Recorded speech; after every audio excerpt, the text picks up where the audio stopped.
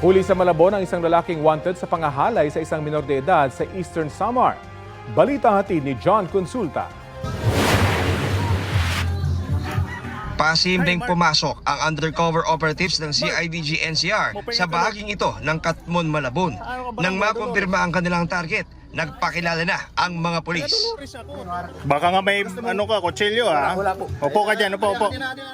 Agad nilang dinakip ang lalaking wanted sa Dolores, Eastern Samar dahil sa pangahalay sa isang minor de edad. Ating biktima, si Ineng, ay nag-aaral sa bayan, malayo sa kanilang bahay. Ang nangyari is sinusundo-sundo nitong suspect natin na ito. Minsan hindi na umuwi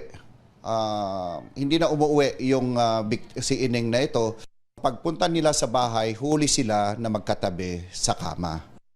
Halos isang taon din nagtago sa Metro Manila ang lalaking natunton ng tracker team ng CIDG.